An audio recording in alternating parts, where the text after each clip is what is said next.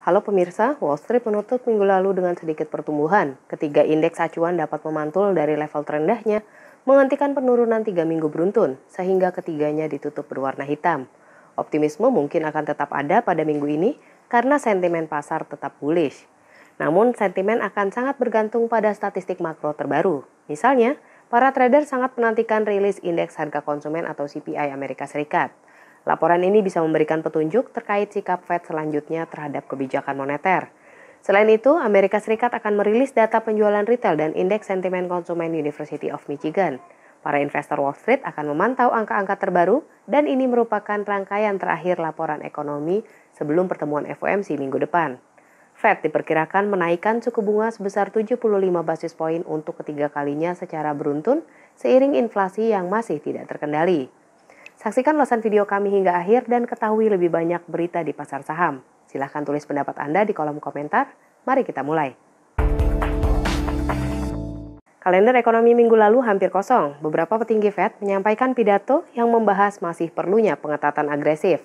Indeks saham Amerika Serikat kembali meraih momentum pada hari Jumat berkat kenaikan saham-saham teknologi dan lainnya.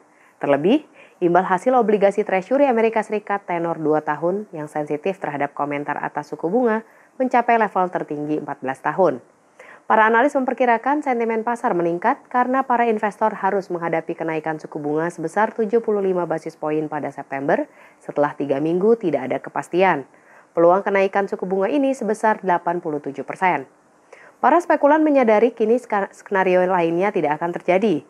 Inflasi terus melonjak, oleh karena itu, Bank Sentral harus memperketat kebijakan moneter dengan agresif guna mengendalikan inflasi. Christopher Waller pada hari Jumat menyatakan regulator harus menaikkan suku bunga dengan agresif di saat perekonomian bisa memburuk. Sehari sebelumnya, Jerome Powell mengkonfirmasi bahwa prioritas utama Fed adalah menahan laju inflasi. Sementara itu, kurva imbal hasil semakin berbalik. Para investor menganggap ini sebagai sinyal bahwa resesi di Amerika Serikat mungkin terjadi dalam 1 atau 2 tahun kemudian.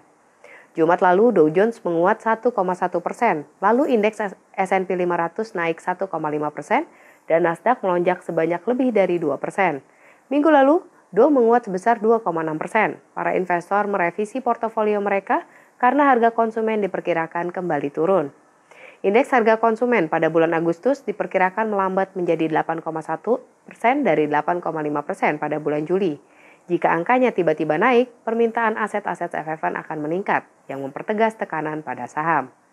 Namun ada juga faktor-faktor fundamental positif yang bisa membantu saham mempertahankan bias bullish untuk beberapa lama. Perekonomian Amerika Serikat menunjukkan ketahanan di saat negara-negara besar lainnya berada di ambang resesi. Pada hari Senin, Wall Street mencoba memperpanjang rally hari Jumat. Bull berharap data CPI akan menunjukkan bahwa inflasi telah mencapai puncaknya. Berdasarkan Reuters, penurunan harga bahan bakar kemungkinan akan menyebabkan penurunan indeks CPI sebesar 0,1% sebulan. Tidak termasuk bahan bakar, CPI inti diperkirakan naik sebesar 0,3% seperti pada bulan Juli. Oleh karena itu, bahkan jika indikator ini turun, penurunannya tidak besar. Selain itu, para analis memperingatkan investor untuk banyak berharap pada laporan ini. Pada Oktober dan beberapa bulan ke depan, lonjakan selanjutnya bisa terbentuk. Oleh karena itu, mungkin masih ada volatilitas di Wall Street. Para investor mungkin bereaksi berbeda terhadap data CPI. Namun angka yang lebih lemah daripada perkiraan bisa menghidupkan harapan atas kenaikan suku bunga 50 basis poin pada bulan September. Sementara itu, indeks S&P 500 mendekati level pivot yang mengisyaratkan kenaikan terus berlanjut. Banyak lembaga termasuk UBS memprediksi S&P 500 akan menguat di atas 4.200 pada 2023.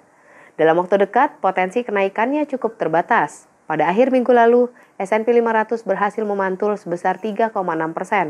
Namun mengingat tingginya volatilitas di pasar saham, tidak bijak untuk mengandalkan kenaikan stabil dalam jangka panjang. Oleh karena itu, lebih baik bersiap menghadapi ayunan selanjutnya. Fed banyak diperkirakan akan menaikkan suku bunga setidaknya 100 basis poin pada akhir tahun ini. Mungkin suku bunga akan dinaikkan dengan lebih agresif jika inflasi tidak melambat seperti yang diantisipasi para analis. Karena suku bunga akan tetap tinggi untuk waktu yang lama, skenario dasar untuk Wall Street mengisyaratkan berlanjutnya volatilitas, penurunan laba perusahaan, dan angka gagal bayar yang lebih tinggi daripada perakiraan selama tahun depan.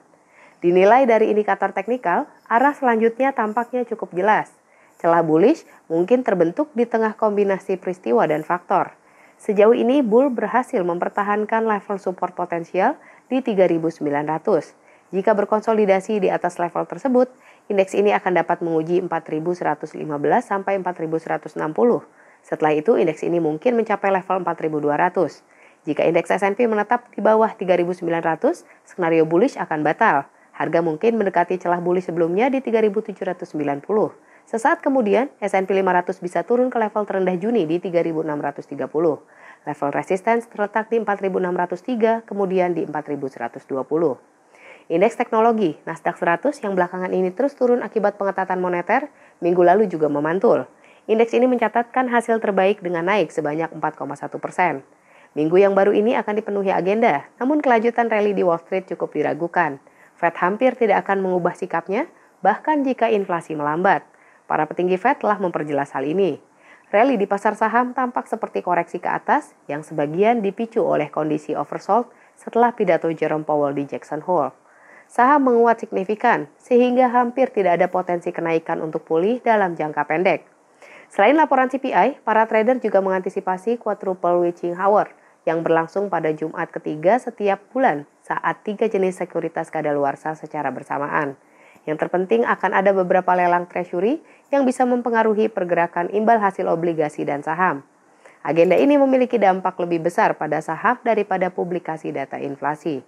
Para investor juga akan menganalisis laporan pendapatan Oracle dan Adobe. Drama Twitter masih belum usai. Saham perusahaan media sosial ini hampir turun sebanyak 2% ke level $41,37 pada hari Senin. Saham perusahaan ini kini diperdagangkan pada $37,45 per saham di bawah harga penawaran emas senilai 54,20 USD. Konflik antara kedua pihak berlanjut. Pada hari Senin, para pengacara Twitter menyatakan upaya sang miliuner tersebut untuk menghindar tidak valid dan salah. Sehari sebelum para pemegang saham perusahaan memberikan suara atas kesepakatan senilai $44 miliar. Twitter akan menghadapi Elon Musk di Delaware County Court pada 17 Oktober. Sekian untuk kali ini, berlangganan channel kami dan terus ikuti perkembangan pasar. Sampai jumpa.